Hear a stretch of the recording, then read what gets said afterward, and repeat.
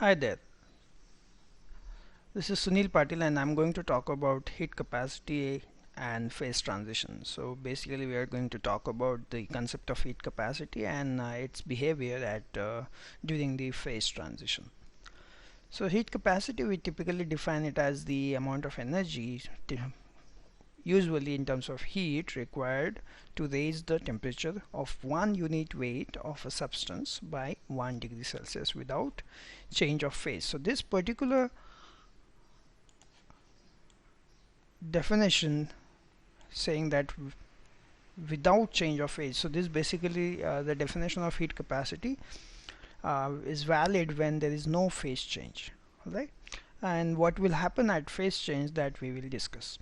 So you just translate this into your mathematical form, that it is the heat capacity is 1 over the mass and the change in heat Q with respect to temperature, right? And this is defined at constant volume, so therefore it is heat capacity at constant volume. One can also define it for constant pressure, so therefore that will be heat capacity at constant pressure, so that is Cp, the symbol used for that. Alright, so we are going to talk about this concept. So basically it is the amount of heat required to raise the temperature of a substance of unit weight, right? The heat capacity, this quantity which we defined as the amount of heat required to increase the temperature by 1 degree Celsius for a unit mass, also changes with temperature. The Cv itself is a function of temperature. Okay, so maybe like when we raise the temperature from, let's say, 50 to 51 degrees Celsius, you may require a certain amount of heat, let's say 1 joule.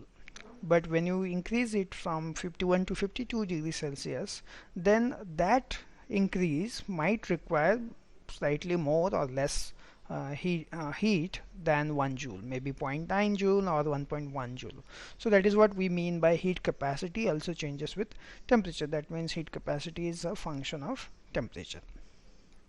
And if you plot it for the solid, it will look like this. So if you plot heat capacity as a function of temperature, it basically slowly increases, and then it increases quite fast, and then afterwards it becomes it saturates, and it might become constant if you keep on increasing temperature as long as the material remains in solid phase. So this will attain some constant value, right, at high temperature. Now this, when we add heat to the system, so this is one thing we know, that the temperature of the substance increases, but it might also happen that the phase of the material can also change. If you, let's say, keep on increasing the temperature, then at a particular temperature this solid will melt, so therefore it will become liquid. So that whenever that happens, like solid to liquid change of phase, that is what we mean by phase change or transition, phase transition. So the heat when we add to the system can be used to raise the temperature of the system or the substance, or it can also be used to change the phase, or sometime it might also happen that you can have both the things together. So if you have, let's say, like multi-phase material solid, then in that case some phases of that in solid might undergo the transition, like it might go from solid to liquid phase transition, but some part of it may not be undergoing the phase transition at that particular temperature. So in that case what will happen is the phase transition will be happening in some part of the substance, whereas in some part the temperature will be increasing. So during the phase change, so this is the statement we are going to understand. So basically what we are saying here is that the number of degrees of freedom changes whenever there is a phase change. Like, let's say, in solid we have different degrees of freedom, and in liquids we have different degrees of freedom. So therefore number of degrees of freedom changes during the phase change, and therefore the heat capacity changes discontinuously. So heat capacity changes discontinuously because it depends on the degrees of freedom, and the degrees of freedom change during the phase change. We'll understand that in little in next slides basically. So heat capacity, this is the graph we are holding. We will be focusing mainly on solid heat capacity of solids, but more or less these statements will be valid for other phases as well. So for example, the heat capacity in solids, let's just look at the metals. So heat capacity for metals at low temperature can be given by this particular formula. So C here is the heat capacity, and C electronic is the electronic contribution to the heat capacity, and C vibrational contribution to the heat capacity.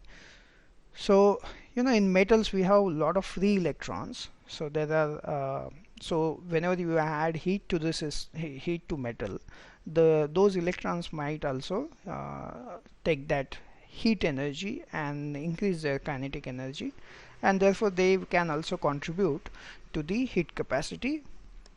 Whereas most of the time, or in most of the cases, it will be the vibrational contribution which is important. So vibrational contribution is for all solid phases, whereas I mean for all solids, need not to be metals. So for metals we have this electronic contribution, but it is not that major, and it becomes significant at lower temperatures, because you will see that the electronic contribution is dependent on linearly on temperature, whereas the vibrational contribution to the heat capacity depends cube of the temperature, depends on the cube of the temperature. So therefore if you increase the temperature, this cube value becomes very large, and then with respect to that this becomes insignificant. So you can neglect at higher temperatures the electronic contribution, and in insulators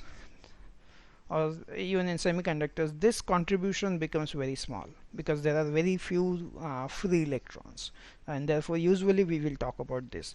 So CV depending on either directly proportional to T cube, that is what your famous Debye's T cube law, and that is what it tells that when the heat capacity increases, it increases as cube of the temperature. Okay. And now what do you mean by vibrational contribution? So basically whenever you add heat to the substance or the constituents of the substance use that heat to increase the vibrational motion in solid phase. So basically we can understand that when you have these two let's say atoms of solid, and they are bounded by, you have a bond which is normally a elastic bond. So you can think like a spring, and two ends of those springs are basically the atoms. So when you add heat to this solid, this vibrations will increase. So there will be stretching and compression. It need not to be only stretching and compression, it can have different modes of vibration. So for convenience, let's just think of compression and stretching. So what we have is, when you add heat to the system, so you will have increase in the amplitude of this vibration or oscillations, and as a result the kinetic energy of this particular system will increase, or these atoms will increase, and they will collide more often, and therefore the temperature of the solid will increase. Okay. Whereas when you add heat, the amplitude is increasing, but there is typically in vibrational motion, basically there is the force which acts on these vibrating atoms, which is like which we can call as a restoring force. So basically what it does is, whenever this, let's say this is your mean position, equilibrium position, and when it vibrates, it leaves this equilibrium position and goes away from the equilibrium position. Now the restoring force, or you can say the spring force, tries to bring it back to its equilibrium position. Okay, so that basically constrains the motion. So one can say that the vibrational motion is a constrained motion in terms of restoring force tending to retain the equilibrium position of the atom or the constituent of the substance. So what happens during the phase transition? So basically, so far what we are saying is when you add heat to the substance, typically to the solid, the vibrational amplitude increases and therefore the temperature of the substance increases. And there exists a constraint for constraining mechanism by means of restoring force, which tries to bring it back to its equilibrium position, and so on. So basically the temperature increases when we add heat to the system, and of course there will be some temperature dependence of the heat capacity before the substance undergo the phase transition. So now let's say what happens at the phase transition. So when a phase transition takes place, that means when the phase transition temperature is reached, when you keep on adding the heat to the substance temperature increases, and let's say you reach to the phase transition temperature. And just for simplicity, we are assuming solid to liquid phase transition here. So the vibrational motion of atoms basically ceases to be vibrational motion. So the motion of atoms basically in solids is vibrational, and which ceases to be, so basically it is no longer vibrational motion. Okay, so why do we say that? Because the solids atoms might have sufficient energy, because you keep on adding the heat energy to the substance. So there will be a point where the atoms will have sufficient energy and they might be able to break these bonds. Okay, and in turn you can have, so when you in solids, the atoms are closely packed and they are well bonded. So when you break the bonds, basically they tend to go away from each other, and therefore one can have the solid to liquid phase transition. So you can think of this situation before the phase transition, these two, that you have compression and then expansion because of added heat. The amplitudes of this expansion will increase, and compression will achieve even smaller value. But if let's say you reach to this phase transition point where you have these atoms sufficient energy so that this bond, which we assume to be a spring, breaks, and therefore they're no longer being held by this bond, and they no longer exhibit the vibrational motion. Instead, they now can go away from each other in random direction. So they will have basically translational motion now instead of vibrational motion after we have the phase change. So at the phase transition temperature, this process for all the atoms will start, and it of course will take a lot of energy to change to break all these bonds, okay, for all the atoms. So during this process, the solid will consume energy or the heat in the form of heat, and after it completes the phase transition, that means each and every atom is now not part of solid but now have transformed to liquid phase. That amount of heat required to completely have the solid to liquid phase transition is called as your latent heat of melting. So we can have also like liquid to vapor transition. Then we will have the heat required for completing the liquid to vapor phase transition will be called as latent heat of vaporization. Now once they are free, that means once they have undergone the phase transition, the atoms now are in liquid phase, and we understand that in liquid phase the atoms or the constituent of the solid are relatively free to move. Okay, therefore we have a different type of motion after the phase transition. So that is the main point of this video, that during the phase transition we change the type of motion under which these or type of forces which basically work on these atoms.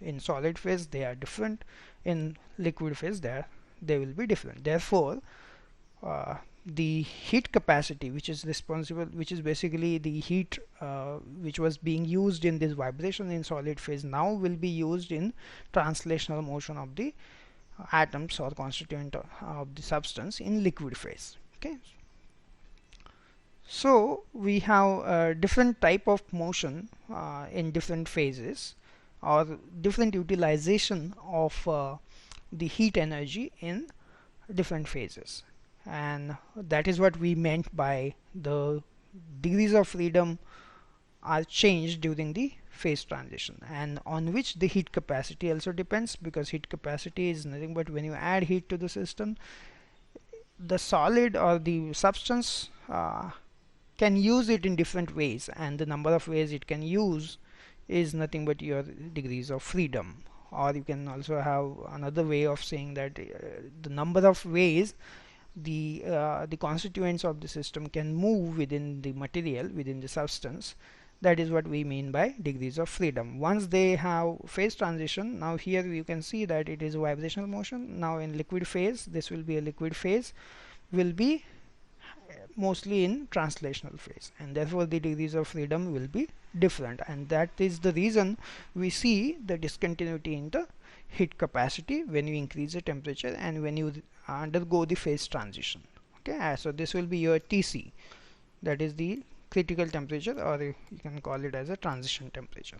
Alright, so with this we stop it here. I hope you have understood the heat capacity, concept of heat capacity, which is nothing but the amount of heat required to raise the temperature of the substance of unit mass by 1 degree Celsius, and that amount of heat will basically be different for different phases, and during the phase transition it becomes very large, because at the phase transition temperature there is no increasing the temperature, there is no increase in the temperature. Instead, that added heat is being used to melt, or to basically melt the solid, and therefore you will see that at transition temperature the heat capacity is infinitely large. It becomes very large and then drops, because at the drop indicates the completion of the phase transition, and now it again behaves differently with temperature. It changes with temperature.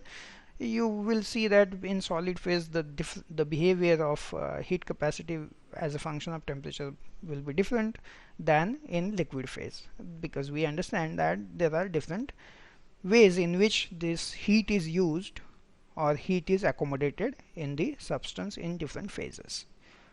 I hope you have understood this concept of heat capacity and its behavior during the phase transition.